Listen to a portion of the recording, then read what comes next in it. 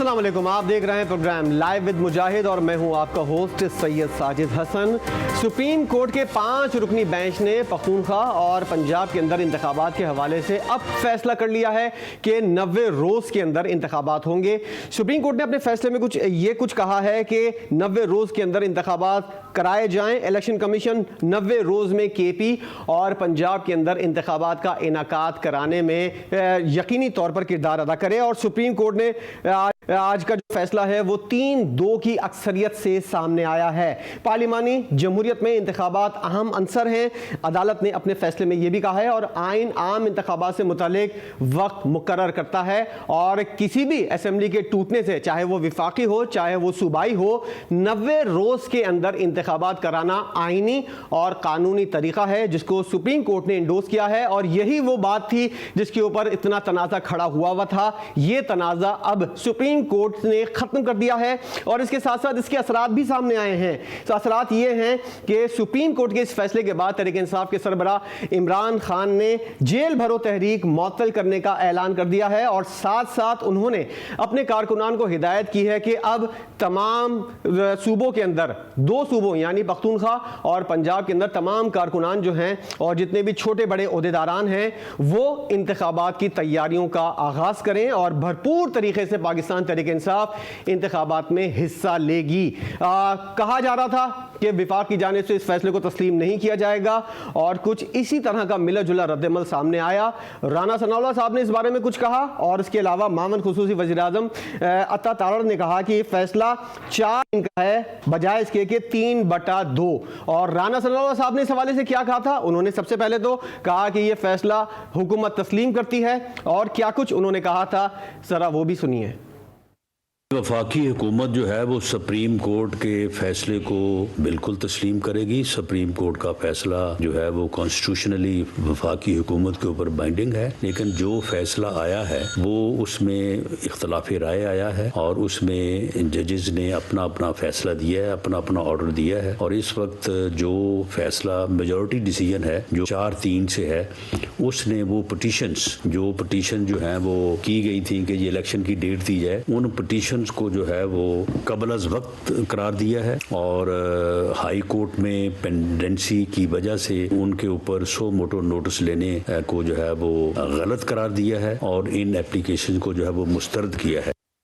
साहब की गुफ्तगू आपने सुनी और हुकूमत ने बज़ाहिर इस फैसले को तस्लीम किया है और अब इलेक्शन कमीशन की जानिब से भी अब से थोड़ी देर पहले आपने GTV न्यूज़ की ब्रेकिंग न्यूज़ के अंदर भी ये जाना था कि इलेक्शन कमीशन ने अदालती फैसले पर अमल दरामद करने का फैसला कर लिया है और KP और पंजाब के अंदर इंतखाबात के इनेकाद के हवाले से तैयारियों का आगाज़ कर दिया है। आज के शो में हम बात करेंगे, माहिर कानून हमारे साथ मौजूद होंगे जनाब आरिफ चौधरी साहब और उनके साथ हमें ज्वाइन करेंगे बैरिस्टर अहमद पनसोटा, आप भी माहिर कानून हैं। और स्टूडियो में हमारे साथ होंगे हमारे इस्लामाबाद ब्यूरो के चीफ सुहेल इकबाल भट्टी साहब। सबसे पहले आरिफ चौधरी साहब सीनियर तरीन कानूनी माहिर हैं और काफ़ी गहरी नज़र है पाकिस्तान के आइनी और कानूनी मामलात पर। सबसे पहले आरिफ चौधरी साहब, आपसे ये जो सुप्रीम कोर्ट का फैसला आया है 5 रुकनी बेंच का, उसके में बताया गया है कि 3/2 से ये फैसला आया है, इस फैसले को आप कैसे देखते हैं? क्या बिल्कुल मुनासिब फैसला है? तमाम जमातों को अब ये तस्लीम करना चाहिए? बहुत शुक्रिया। पहली बात तो यह है कि फैसला वो है जो आइन कहता है और इस फैसले की ज़रूरत बिल्कुल नहीं थी क्योंकि आइन की वजाहत या तशरीह इस मामले में बिल्कुल ऐसी नहीं थी जो ज़रूरत होती। ये तो इम्प्लीमेंटेशन ऑफ कॉन्स्टिट्यूशनल प्रोविजन का था मामला कि कॉन्स्टिट्यूशन में सबसे बड़ी जो इम्पोर्टेंट बात है वो है और असम्बलियां जो है जो कॉन्स्टिट्यूशन बनाती हैं, जिनकी वजह से ये कॉन्स्टिट्यूशन वजूद में आया, वो बुनियादी तौर पर इंतखाबात के नतीजे में ही असम्बलियां बनी और मुद्दत इंतखाब और मुद्दत जो टेन्योर है इसका वो तयशुदा है असम्बलियों का। और असम्बलियां अगर अपना टेन्योर पूरा करती हैं तो उसके लिए तरीक़ेकार मौजूद है कि वो ये रात के 12 बजे ऑटोमेटिकली खत्म हो जाती है जब वो टाइम पूरा हो जाता है 5 साल का। और अगर उससे पहले उन्हें कबल वक्त डिसॉल्व कर दिया जाए तो उसके लिए भी तरीकेकार आइन ने तय किया हुआ है कि क्या किया जाएगा। अगर वो प्रोविंशियल असेंबली होगी तो उसके लिए फैसला करे, जो मामला जाएगा गवर्नर के पास, तो गवर्नर पाबंद है कि 48 आवर्स के अंदर उसने उसे दस्तखत करने हैं, नोटिफिकेशन जारी करना है, और अगर वो नोटिफिकेशन नहीं भी जारी करता तो असेंबली डिसॉल्व हो जाएगी। तो मैं ये समझता हूं कि ऐसी सूरत हाल में ये मामला इतना क्लियर था, लेकिन इसके बावजूद चूंकि जो नई इंतखाब करवाना चाहते थे, पाकिस्तान की तारीख में इससे पहले सवाए फौजी आमरों के किसी ने इस तरह की सूरत हाल पैदा नहीं की कि हो भी वो इलेक्टेड और इलेक्शन के नतीजे में आई हो पार्लियामेंट, और उस पार्लियामेंट के अरकान जो है और गवर्नमेंट में मौजूद हो, और गवर्नमेंट भी उन्हें मिली हो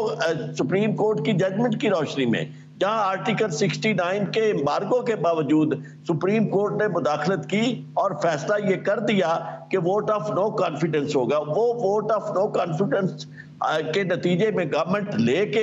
उसके बाद उन्होंने कहा जी अब हमें आइन की कोई जरूरत नहीं है, और इलेक्शन जो था जब असेंबली डिसॉल्व होगी तो उन्होंने बिल्कुल तवज्जो ही नहीं दी और कुछ यही कहा कि नहीं जी इंतखाब नहीं होगा। लेकिन अब ये सूरत हाल आई कि सुप्रीम कोर्ट के पास इसके अलावा चारा नहीं था। अक्सर जो लोग कह रहे हैं कि देखो जी जो इख्तलाफ भी किया गया है, पहली बात तो यह है कि इख्तलाफ जो है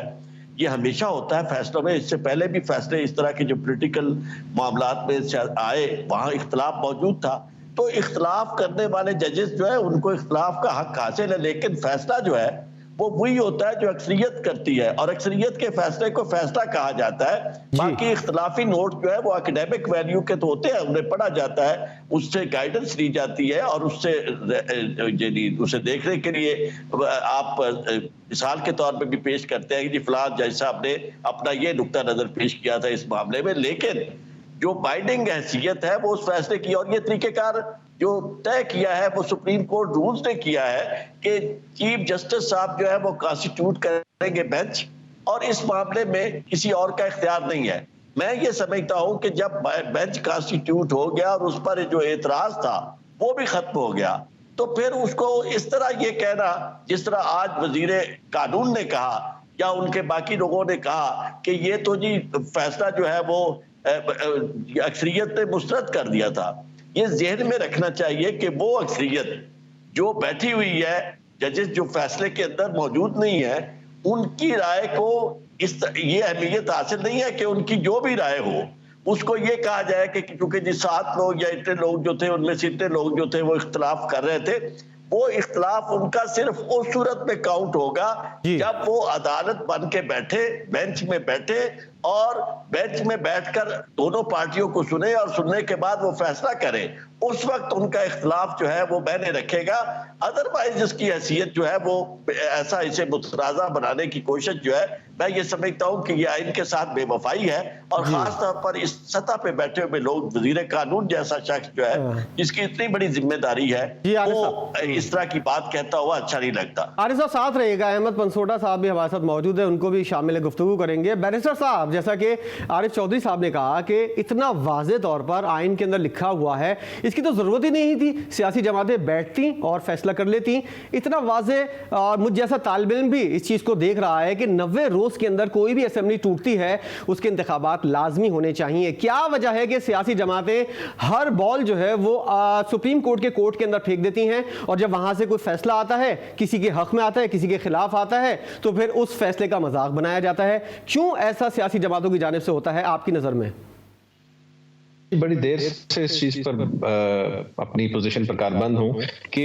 पॉलिटिकल मामलात अदालतों में जाने ही नहीं चाहिए। जिससे चौधरी साहब ने बात की, मैं एग्री करता हूं कि इस चीज तो ये तो आइन के अंदर लिखा हुआ है, इसको हम अपने लॉ में कहते हैं stating the obvious. Political parties क्यों इतनी वीक हैं कि वो अपने हर मैटर को अदालत में ले जाती हैं या अदालत में चला जाता है, और उसके बाद जब फैसला आता है तो ये सारे तमाशा करना शुरू कर देते हैं। हमारी पॉलिटिकल फोर्सेस ने बड़ा डिसअपॉइंट किया है। As somebody who believes in democracy, मैं समझता हूं कि ये सारे के सारे फैसले खुद करने वाले थे। एक गवर्नर को कितना मुश्किल था ये बताना कि भाईजान 90 दिन की अंग्रेजी 90 डेज होती है, और आपने उसके ऊपर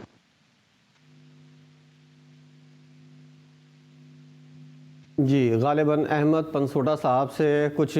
टेक्निकल मामला थे जिनकी वजह से उनसे रब्ता मुनक़ता हुआ है। ब्यूरो चीफ इस्लामाबाद सुहेल इकबाल भट्टी साहब ने भी हमें ज्वाइन कर लिया है। भट्टी साहब, बात अधूरी रह गई और हम चाहेंगे कि अहमद पनसोटा साहब से इस बारे में पूरा पॉइंट ऑफ व्यू लें। उन्होंने भी यही वाली बात की कि सियासी जमातें क्यों इस तरह की, जैसे कि हम कल जिक्र कर रहे थे प्रोग्राम के अंदर, कि सियासी जमातों की जानिब से इसी तरह की कार्रवाइयाँ की जाती हैं कि बॉल दूसरे कोर्ट में फेंको, जब बॉल वापस आए हमारे कोर्ट के अंदर तो उसके बाद एतराज़ कर दो। और कुछ ऐसी ही राय आरिफ चौधरी साहब की थी। आज के फैसले पर सुहेल साहब, आपकी राय?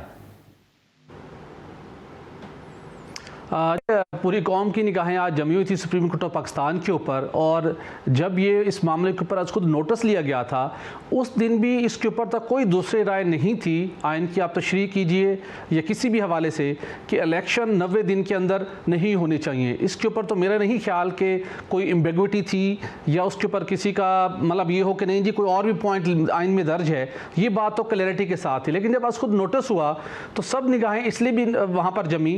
कि सुप्रीम कोर्ट ऑफ पाकिस्तान अब किस तरीके के साथ उस जो आइनी रुकावट बन रही है, एक आइनी रुकावट को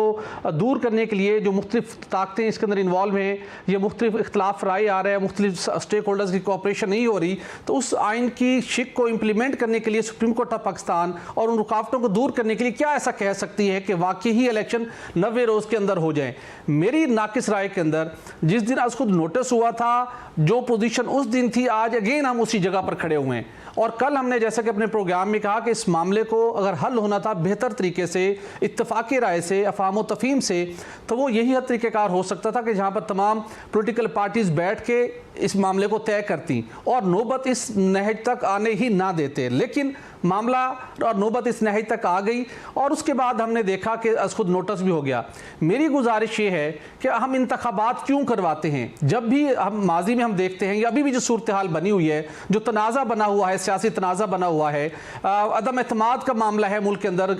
गैर यकीनी सियासी सूरत हाल है, उससे निमटने के लिए हम चाहते हैं कि इलेक्शन हो ताकि इस्तेहकाम की जानिब बढ़े और ये जो सिस्टम है आइन और कानून के मुताबिक गवर्न करे। लेकिन जब कभी कोई ऐसे इंतखाबात जिसके ऊपर इत्तफाकी राय ना हो वो मुतनाज़ा बन जाए तो आप वो उसका ऑब्जेक्टिव हासिल नहीं कर पाते। इसी तरह जब भी आप किसी अदालत का दरवाज़ा जाकर खटखटाते हैं या अदालत में कोई मामला आ जाता है तो उस तनाज़े को मकसद उस तनाज़े को हल करना होता है, और अगर वो फैसला उसके अंदर वो खूबसूरती, उसकी मोरल, उसकी जो उसकी इम्प्लीमेंटेशन है, उसका एक्सेप्टेंस है, वो ना हो और वो फैसला आ जाए, तो नॉर्मली अमूमी तौर के ऊपर माजी में हम देखते थे कि वो सियासी जमातों के सतह के ऊपर तनाज़े का शिकार होता था फैसला, तो वो डिफरेंट डिबेट होती थी। लेकिन यहाँ पहली मरतबा देखा, आरिफ साहब बता सकेंगे पाकिस्तान की तारीख में पहले ऐसे आइनी मामलात के ऊपर इस तरीके के साथ कि 9 रुकनी बेंच बना,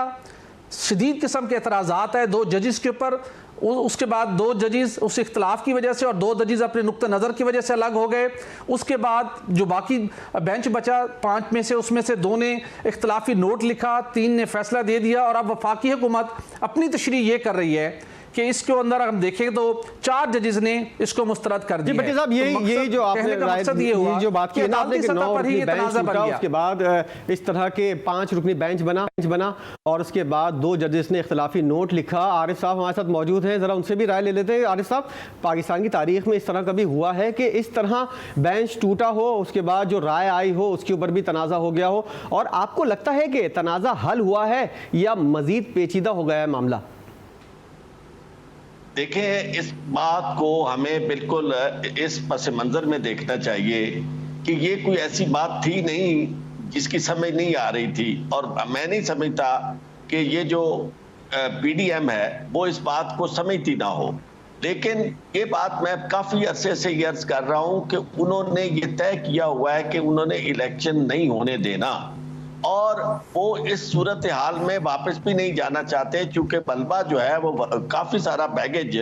उनके ऊपर आ गया है। और वो ये जो क्लेम करते थे इमरान खान के खिलाफ, जो तनकीद करते थे कि जी इमरान खान जो आया वो डिलीवर नहीं कर सका और महंगाई भी बहुत ज़्यादा होगी, बल्कि इब्तदा में तो जो कहते थे पैनोरामा में बैठ के ये कि जी हम तो रेस्क्यू टीम है, तो वो जो रेस्क्यू टीम थी वो रेस्क्यू करने की बजाय उस बेड़ा ही गर्क कर गई। तो उसके बाद इतना बड़ा बोझ उठाकर वो सियासी मैदान में रह नहीं सकते। और दूसरी बात यह है कि अब तक जो कुछ उन्होंने मनफियत ली है, फायदा लिए हैं, खास तौर पर इतने केसेस जो है वो उन्होंने खत्म करवाए और बहुत सारी चीजें जो है वो अपने लिए हासिल कर ली। ये सारा कुछ जो है इसे हजम करना आसान नहीं है, क्योंकि उनका जो मुखालिफ है वो दिन रात ये बात कह रहा है कि जी मैं वापस आऊंगा तो मैं इनको छोड़ूंगा नहीं। अब इस सूरत हाल में डू और डाई की सूरत हाल है। अब इस मामले में ये तवक्को की जाए कि जी वो आराम से जाके इलेक्शन में बैठ जाएंगे, और तो ये मेरा ख्याल है वो खुदकुशी की बजाय कत्ल होना ज्यादा पसंद करेंगे, क्योंकि खुदकुशी जो है वो यानी उससे ज्यादा उन्हें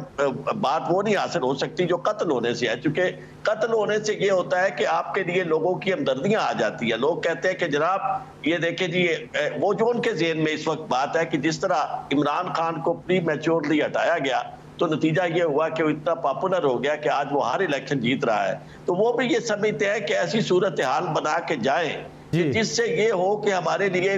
लोगों के जज्बात हो कि जनाब ये तो बेचारे IMF से भी मुआहदा करने वाले थे, ये तो बहुत सारी चीजें करने वाले थे, लेकिन उस वक्त दरमियान में कोई मुदाखलत हुई और इन्हें फारे। लेकिन ऐसा मैं समझता हूँ कि वो करने के लिए क्या कर सकते हैं। दो सूरतें होती है जब आईनी मशीनरी फेल होती है। एक वो कि लॉ एंड ऑर्डर की सिचुएशन इस तरह पैदा हो जाए, लोग धड़ाधड़ गिरफ्तारियां देना शुरू कर दें, मार धाड़ शुरू हो जाए और लॉ एंड ऑर्डर कंट्रोल में ना रहे और कॉन्स्टिट्यूशनल मशीनरी जो है वो नाकाम हो जाए, state machinery with in constitution ना चल सके। दूसरा तरीकेकार ये होता है कि इस तरह की सिचुएशन जो अब है कि ये जो केयर टेकर सेटअप है ये 90 डेज के बाद एक दिन भी इसकी हैसियत नहीं रह जाएगी, दे विल बी मॉक। तो अब वो अगर रहते हैं और इलेक्शन नहीं करवाए जाते तो ये जो क्राइसिस होगा ये ऐसा क्राइसिस नहीं है कि जिसको यानी अगले 90 डेज के बाद आगे कंटिन्यू किया जा सके, क्योंकि कोई इख्तियार में तो रह नहीं सकेगा। तो उस वैक्यूम को अगर फिल करना है तो वो अल्ट्रा कॉन्स्टिट्यूशनल मेजर से होगा। तो वो अल्ट्रा कॉन्स्टिट्यूशनल मेजर्स के जरिए जब नई गवर्नमेंट आए, वो नई अरेंजमेंट आएगी जो वो टेक्नोक्रेट्स की सोच रहे हैं, तो उसके नतीजे में वो कहते हैं कि कुछ वक्त इस तरह गुजरे और उस वक्त में कुछ चीजें वो जो हासिल करना चाहते हैं जी आरिफ साहब, आपकी बात से यही नतीजा निकलता है कि PDM चारों तरफ से फंस चुकी है और इसी तरह पाकिस्तान भी चारों तरफ से फंसा हुआ है। इस बहरान से पाकिस्तान और PDM कैसे निकलेंगे और PDM की अगली मूव कैसी होगी। माहिर कानून आरिफ चौधरी साहब, सुहेल इकबाल और बैरिस्टर अहमद पनसोटा साहब हमारे साथ मौजूद होंगे और इस पर बात करेंगे अब ब्रेक के बाद कि किस तरह PDM चारों नाचार इंतखाबात तो करवाने ही हैं, अपने आप को किस तरह आवाम के सामने पेश करेंगे, इस पर बात करेंगे। ब्रेक के बाद हमारे साथ रहिएगा।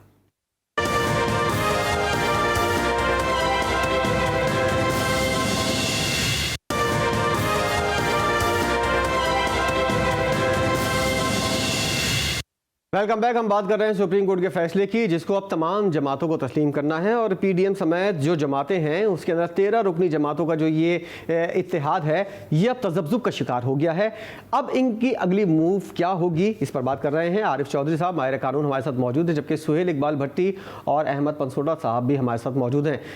भट्टी साहब, सबसे पहले आपकी जानिब आऊँगा मैं। आरिफ साहब ने जो अभी नुक्ता उठाया है कि PDM किसी तरह नहीं चाहती कि इंतखाबात हों और इससे राह फरार के लिए अभी 1-2 हरबे इस्तेमाल किए हैं, उनकी पटारी के अंदर बहुत ज़्यादा चीज़ें हैं। तो इंतखाबात आपको लगता है कि आने वाले दिनों के अंदर PDM की जानिब से ऐसी कोशिशें होंगी कि इंतखाबात का इल्तिवा हो और मज़ीद आगे बढ़े जाए, लेकिन सुप्रीम कोर्ट ने गाइडलाइन दे दी है कि 90 रोज़ के अंदर इंतखाबात होने चाहिए। ये वाले इंतखाबात तो हो जाएंगे, मगर अगर बात की जाए जनरल इलेक्शन की तो उसका क्या होगा? साजिद, देखिए, गुज़श्ता रोज़ प्रोग्राम में मैंने ये आपसे बात कही थी कि सुप्रीम कोर्ट ऑफ पाकिस्तान का जब फैसला महफूज हो चुका था और आज हम तवक्को कर रहे थे कि फ़ैसला आ जाना है, तो गुज़श्ता रोज़ भी और उससे पहले भी मुख्तलिफ वफाकी हुकूमत में शरीक जमातों के सरबराहान से, उनके मुख्तलिफ रहनुमाओं से मेरी बातचीत इस हवाले से होती रही कि वो सोच क्या रहे हैं कि पहले तो वो इसमें कोई दूसरी राय नहीं, वो नहीं चाहते थे कि 90 दिन के अंदर इलेक्शन हो। उसकी मुख्तलिफ उनके पास तो जीहात भी हैं और उनकी मुख्तलिफ उसकी जस्टिफिकेशन भी हैं, जिसके अंदर के जिस तरह के में हालात फ्राहम किए गए, हमने रियासत को बचाने के लिए सब कुछ अपने ज़िम्मे लिया, अभी तक हम आवाम के लिए बहुत कुछ करना है, हालात इसकी मुआशी हालात इसकी इजाज़त नहीं देते, आलमी सतह के ऊपर बहुत सी चीज़ें तय होना बाकी हैं, बिलखुसूस आलमी मालियाती इदारों के साथ मुआहदे, तो वक्त लगेगा। लेकिन इससे पहले भी वो जो इलेक्शन कमीशन ऑफ पाकिस्तान में एक एक्सरसाइज हुई थी जिसके अंदर मुख्तलिफ स्टेक होल्डर्स ने आकर इलेक्शन कमीशन ऑफ पाकिस्तान को कमिटमेंट कमिटमेंट देना होती है, सिक्योरिटी की बात हो, फिनेंशियल सर्विसेज की बात हो कि आपने जो खर्चात बर्दाश्त करने हैं, उसके साथ अदलिया से जो आपको ताउन हासिल करना होता है, तो वहाँ पर तकरीबन सब ने हाथ खड़े कर दिए थे। लेकिन गुज़श्ता रोज़ मैंने बात की थी कि जो भी सुप्रीम कोर्ट ऑफ पाकिस्तान का फैसला आ जाए, पीडीएम में शरीक जमातें और पाकिस्तान पीपल्स पार्टी की लेवल के ऊपर क्लैरिटी है कि वो 90 दिन के अंदर इलेक्शन के ऊपर तैयार नहीं है, उन्हें उसकी जो भी कीमत चुकानी पड़े। लेकिन मामला ये है कि माजी के अंदर आपको याद होगा, इसी सुप्रीम कोर्ट ऑफ पाकिस्तान की जानिब से 2000 के अंदर उस वक्त के जनरल परवेज़ मुशर्रफ को इजाज़त दी गई थी कि 3 साल के अंदर इंतखाबात होंगे। तो इंटरप्रिटेशन हुई या इख्तियारात का इस्तेमाल हुआ, जो भी उसे आप कह लें। और कल हमने ये बात उठाई थी कि आप इतना अहम तरीन पॉइंट जो कि आइन की तशरीह के हवाले से था, आप ये करने जा रहे थे, तो पहले दिन से ही एक फुल कोर्ट बेंच बनना चाहिए था ताकि ये तनाज़ा पैदा ना होता। और अमेरिका की हमने एग्जाम्पल दी कि वहाँ पर जब इस किस्म का मामला हो तो उस अदालत के अंदर तमाम जजेस बैठ के उस मामले को, उसकी अगर इंटरप्रिटेशन का मामला है वो करते हैं। एनी हो, अब बात है 14 जनवरी को पंजाब असम्बली तहलील हुई थी, तो साजिद 45 दिन तो आज पूरे हो चुके हैं, अब पीछे रह गए 45 दिन। और अभी जो इलेक्शन कमीशन ऑफ पाकिस्तान ने इजलास बुलाया है, मुशावरती अमल होना है, वो तमाम स्टेक होल्डर से रिटर्न कमिटमेंट चाहिए, और उसके साथ साथ मरदमशुमारी भी डिजिटल शुरू हो चुकी है जो कि 1 अप्रैल को मुकम्मल होनी है।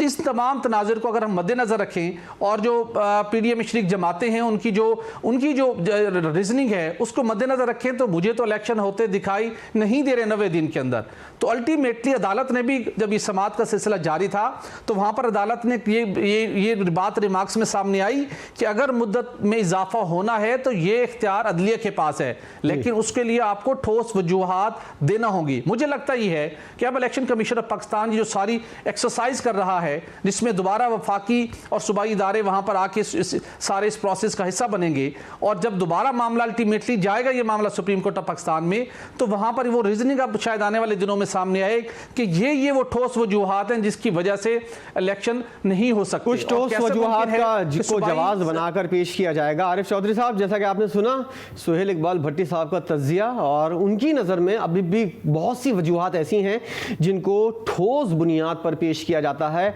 और उसके बाद इलेक्शन कमीशन जो है वो ये दरख्वास्त करेगा कि इलेक्शन नहीं हो सकते। सियासी सवाल अगर आपसे किया जाए तो आपको लगता है कि आने वाले दिनों के अंदर मजीद भी ठोस शवाहिद पेश किए जाएंगे, चाहे अदालत के अंदर क्यों ना जाना पड़े? इलेक्शन कमीशन को तो वैसे ही तहरीक इंसाफ के सरबराह इमरान खान साहब ये कहते हैं कि वो इनका पार्ट है, इनका साथी है। फिर कैसे आप समझते हैं कि इंतखाबात का इनेकाद मुमकिन होगा? क्योंकि सुहेल इकबाल भट्टी साहब ने कह दिया है कि 90 रोज़ के अंदर इंतखाबात होते हुए नजर नहीं आ रहे। बहुत ज़बरदस्त बात की गई है और हवाला दिया गया है परवेज़ मुशर्रफ साहब को, जो इख्तियार दिया गया था जस्टिस इरशाद हसन खान की तरफ से कि आप अपनी 3 साल बढ़ा भी दिए थे और उन्हें आइन में तरमीम का भी हक दे दिया था। ये बात Sindh high court bar association का फैसला आने से पहले तक तो ठीक हो सकती थी, लेकिन उस फैसले को अगर आप पढ़ेंगे तो आपको ये नजर आएगा कि उसमें इस तरह की सूरत हाल को हमेशा हमेशा के लिए रोक दिया है सुप्रीम कोर्ट ने, और ये दरवाजा बंद कर दिया है कि किसी भी तरीके से किसी गैर आईनी कदम को कोई भी, इवन खुद सुप्रीम कोर्ट जो है वो उसे नहीं एंडोर्स कर सकती और उसको कवर मुहैया नहीं कर सकती किसी तरह भी। यही वजह है कि अब तक मुख्तलिफ कोशिशें होने के बावजूद ऐसी वो कुव्वतें जो गैर मरी कुव्वतें अल्ट्रा कॉन्स्टिट्यूशनल मेजर्स को इस्तेमाल किया करती थी, वो बिल्कुल इस मामले में बहुत पीछे है कि वो समझती है कि ऐसी सूरत हाल जो है वो सुप्रीम कोर्ट भी इसे किसी कंडोन नहीं करेगी। तो ये बात जो अब की जा रही है, मैं हैरान हूं कि ये यूं किया जा रहा है कि सुप्रीम कोर्ट का फैसला जो है उसकी हैसियत एक पंचायती फैसले की है कि उन्होंने फैसला कर दिया। यही पॉइंट्स ऑलरेडी उनके सामने थे कि जनाब इलेक्शन इसलिए नहीं हो सकता कि जनाब हमारे पास फंड्स नहीं है, फलां ने इनकार कर दिया, फलां ने इनकार कर दिया। इसके बावजूद सुप्रीम कोर्ट ने फैसला दिया और इन चीजों को सामने रखते हुए दिया। अब मैंडेट जो है, जिस दिन इलेक्शन कमीशन अनाउंस कर देता है डेट, यानी गवर्नर अनाउंस कर देता है डेट और इलेक्शन के लिए कह देता है कि जी आप इलेक्शन करवाएं, उसके बाद इलेक्शन कमीशन के इख्तियारात वही होते हैं जो गवर्नमेंट के होते हैं। और इलेक्शन कमीशन जिसको भी ये कहेगा कि जी आप ये मेरे साथ ये तावन करें, ना कोई फौज देने से इनकार करेगा, ना रेंजर्स देने से इनकार करेगा, और ना ही कोई उन्हें अदालती अमला देने से इनकार करेगा। बाकी रही सेंसस की बात, ये बात अगर आप याद होगा आपको कि जिस वक्त कासम सूरी वाला मामला चल रहा था तो उस वक्त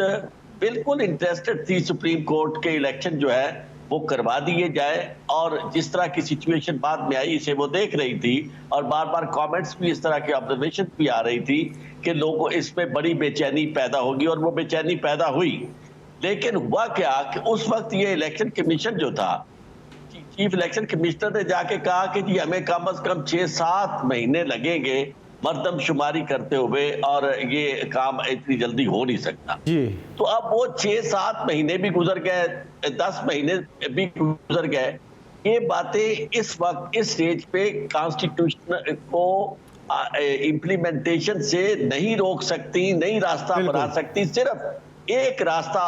अवेलेबल है, और वो रास्ता जो है वो वही है जिसकी तरफ मैंने निशानदेही कर दी कि ये जनाब सब कुछ के बावजूद वो कहे कि जनाब भाई हम इलेक्शन नहीं करवाने के लिए तैयार। इलेक्शन कमीशन भी वही स्टैंड जो उनका सुप्रीम कोर्ट के इस नोटिस से पहले था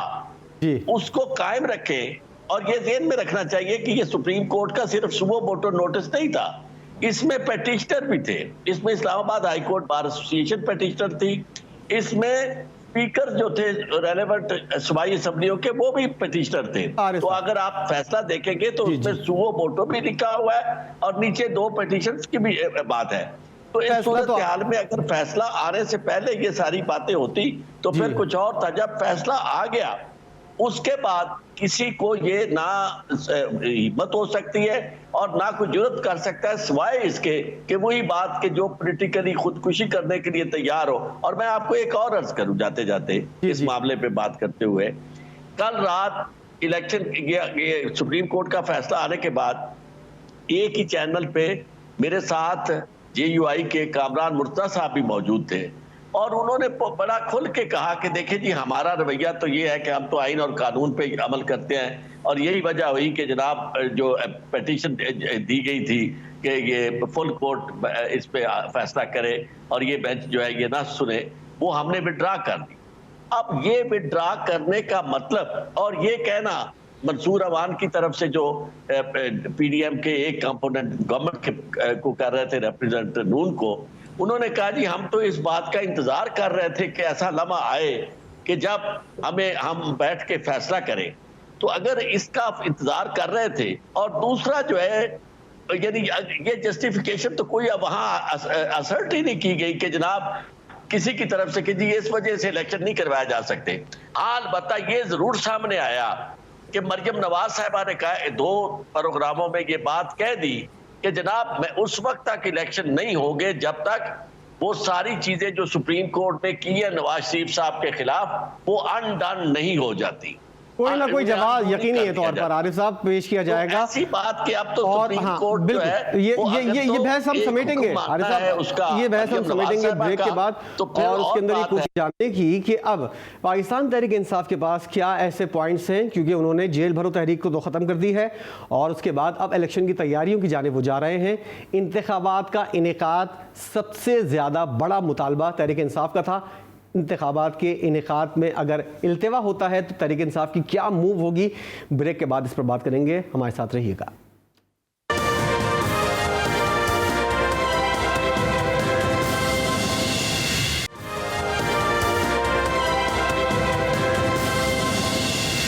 वेलकम बैक। प्रोग्राम में एक बार फिर खुशामदीद। सुप्रीम कोर्ट का फैसला आ गया है और इस फैसले को कोई तस्लीम कर रहा है, कोई इस फैसले का इख्तलाफ कर रहा है। पाकिस्तान तहरीक इंसाफ अब क्या कुछ सोच रही है और आने वाले दिनों के अंदर पाकिस्तान तहरीक इंसाफ की क्या मूव्स होंगी अगर इंतखाबात किसी भी सूरत में इल्तिवा का शिकार हुए। सुहेल इकबाल भट्टी साहब ब्यूरो चीफ इस्लामाबाद हमारे साथ मौजूद है और काफ़ी कम बोलने का मौका मिला। भट्टी साहब खुलकर बोलिए और बताइए, अब इस स्टेज के ऊपर अगर इंतखाबात का इल्तिवा होता भी है तो पाकिस्तान तहरीक इंसाफ ऐसा क्या करेगी, क्योंकि सबसे बड़ा मुतालबा पाकिस्तान तहरीक इंसाफ का यही था कि इंतखाबात का इनेकाद हो इन 2 सूबाई असेंबलियों का और आने वाले जनरल इलेक्शन पर आपकी राय? जी सर साहब बहुत शुक्रिया। जब आरिफ साहब जैसे माहिर कानूनदान मौजूद हों तो उन्हें सुनना चाहिए बिल्कुल कि उनकी विजडम क्या कहती है और कैसे बेहतर तरीके से इस मामले को निपटाया जा सकता था। तो हमारी भी साथ लर्निंग होती है। और ऑब्जेक्टिव क्या था हमारे सारे डिस्कशन का जो हम पिछले सेगमेंट में कर रहे थे कि अदलिया बहुत उसकी तकरीम है, उसके फैसलों की भी तकरीम होनी चाहिए, उसकी इम्प्लीमेंटेशन होनी चाहिए। ऐसे फैसले नहीं आने चाहिए जिसके नतीजे में तनाज़ात मज़ीद शिद्दत इख्तियार करें और मामलात सुलझने के बजाय मज़ीद उलझने की जानिब जाएँ, जो कि आने वाले दिनों में इसके खदशात हमें नज़र आ रहे हैं। अब आप आते हैं आपके सवाल की जानिब। मामला ये है कि इमरान खान साहब जब उनके खिलाफ तहरीक अदम एतमाद आई, उनकी हुकूमत का ख़ात्मा हुआ, उसके बाद से जितनी भी उन्होंने मूव की हैं, इस हकीकत के बावजूद कि हर गुजरते दिन के साथ उनकी मकबूलियत में इजाफा होता रहा और जो मुश्किल तरीन फैसले करती रही हुकूमत वो अपनी साख मज़ीद कम खोते रहे, मकबूलियत में इजाफा होता रहा। उस मकबूलियत में इजाफे के बावजूद 25 मई को कोई जो उन्होंने गुज़श्ता साल उन्होंने एक लॉन्ग मार्च की कॉल दी, कामयाब ना हो सका। उसके बाद उन्हें जलसे धरने किए, मकबूलियत बढ़ती रही, कोई कामयाबी ना मिल सकी। बताइएगा क्योंकि टाइम बहुत कम है, मैं चाहूँगा कि आपका पॉइंट ऑफ व्यू ज़रूर आ जाए, ज़रा मुख्तसर बताइएगा। जी, हकीकी आज़ादी मार्च से भी कुछ हासिल ना हो सका। उसके बाद जेल भरो तरीक वो इस फैसले की आड़ लेकर उसको भी उन्होंने अब वक्ती तौर पर ख़त्म कर दिया, वक्ती कोई बड़ी कामयाबी हासिल नहीं कर सके। मेरा उसका कंक्लूड मैं ये करूँगा कि मकबूलियत में उनका बिल्कुल इजाफा हुआ है, अवाम को उन्होंने एक्टिवेट ज़रूर किया है, लेकिन उस अवामी तहरीक की भले आप जेल भरो तहरीक शुरू करते या ना करते, उस वक्त तक हमारी तारीख सियासी तारीख के अंदर एक बदकिस्मती से एक हिस्ट्री रही है। मकबूलियत के साथ साथ अगर आपकी कबूलियत नहीं है तो आपको कामयाबी नहीं मिलती। तो फिल वक्त पीटीआई मकबूलियत के लिहाज से में दिखाई ज़रूर दे रही है, लेकिन कहीं कबूलियत उनकी नहीं है तो उन्हें उस हवाले से कोई बड़ा ब्रेक थ्रू होता दिखाई नहीं दे रहा। अल्टीमेटली इस मामले के ऊपर दोबारा क्या हिकमत अमली होगी पाकिस्तान तहरीक इंसाफ की और पीटीएम की, इस हवाले से आज सुप्रीम कोर्ट के फैसले के ऊपर हमने गुफ्तगू की। प्रोग्राम आपने देखा, प्रोग्राम देखने का बहुत शुक्रिया। कल तक के लिए इजाज़त दीजिए, अल्लाह हाफिज़।